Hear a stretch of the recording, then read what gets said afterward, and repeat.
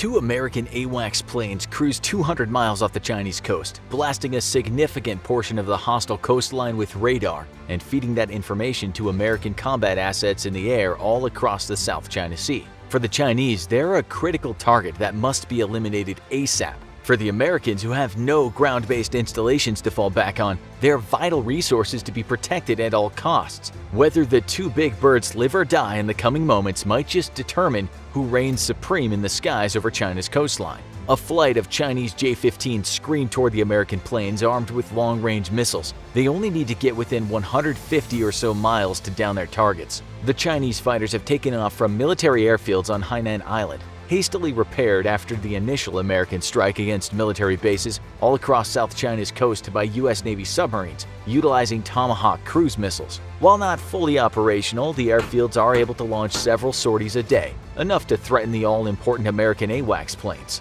Now, the 8 J-15s scream at full afterburner toward their targets. U.S. strikes weren't able to disable all of China's ground-based radar capabilities, and the systems the People's Liberation Air Force still has operational tell the J-15 pilots that the big birds are currently alone. None of the veteran pilots are fooled, though. The AWACS won't be alone for long. The U.S. Air Force has been operating from airfields in the Philippines, which China has been hesitant to strike at out of fear of driving the Philippines from a passive ally of the U.S. to a fully combat-committed one. Somewhere near the AWACS, Chinese long-range radar now picks up a small flight of U.S. Air Force F-15s, likely there to provide cover for the vulnerable planes. The Chinese jets aren't looking for a dogfight. They hope to get within long-range striking distance and down the AWACS long before the F-15s can respond.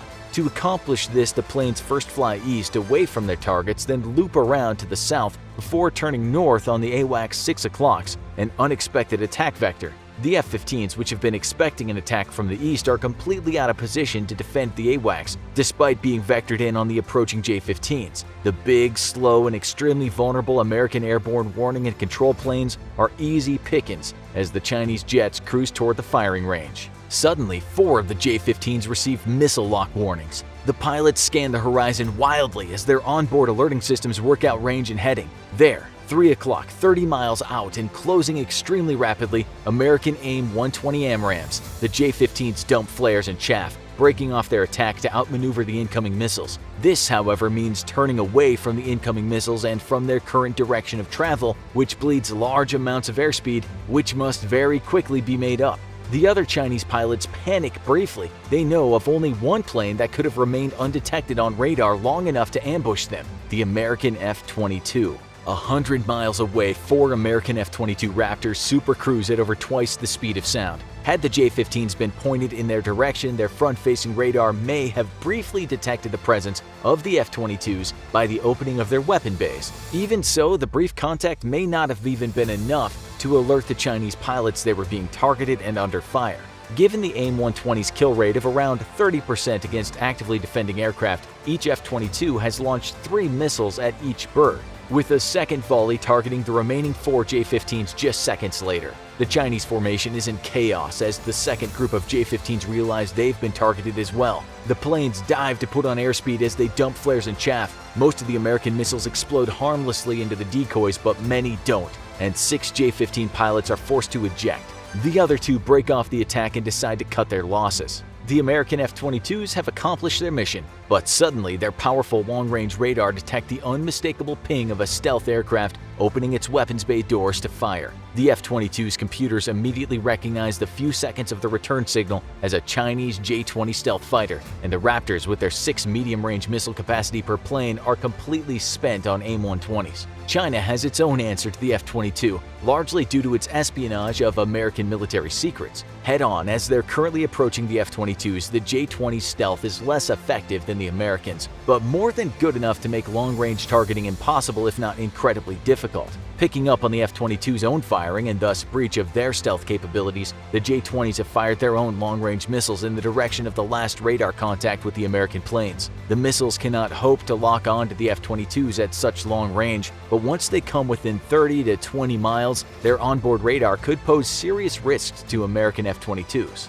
The American pilots face a tough choice. They only have two short-range AIM-9X missiles each, only usable within a few dozen miles of their target. Meanwhile, the Chinese missiles are screaming across the sky toward them. Turning and running would mean a loss of a lot of airspeed and potentially allow the missiles to catch up. Plus, while far better than the J-20s, the F-22's rear radar cross-section is far worse than its front and would make them easier targets. The F-22s decide to execute a hard 90-degree turn. Unlike the J-15s, they have the advantage of long-range detection of the hostile J-20's missile launches, and while the maneuver bleeds off precious airspeed, there's plenty of time to regain it. Plus, the incoming missiles can't match the extremely tight turn rate of the F-22 with its thrust vectoring engines and must make a much wider turn bleeding off its own airspeed.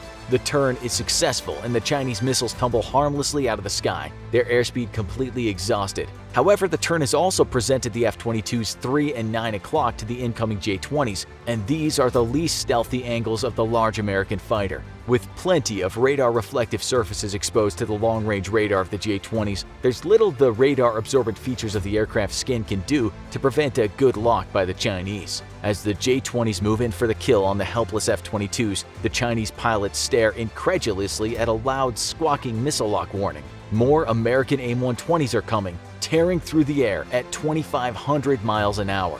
Lurking behind the first flight of Raptors, there's a second four-bird flight who have just released on the Chinese planes. With the J-20s moving their forward-facing radar off-axis, they never had a chance to detect the second flight of Raptors. The J-20s might be cheap copies of F-22s, but they're still a very stealthy plane, making it hard to get a good weapons lock on them from long range. That's why, while the Chinese and American fighters juked for supremacy, the U.S. Air Force RQ-170 Sentinel drone quietly snuck behind the Chinese formation. Now, the unmanned drone activates its radar and blasts the Chinese stealth fighters, hitting the fighters in their least stealthy angles. With its remote data link, the Sentinel sends targeting data back to the second flight of F-22s, which feed that data directly to their own 9 AIM-120 missiles already in flight.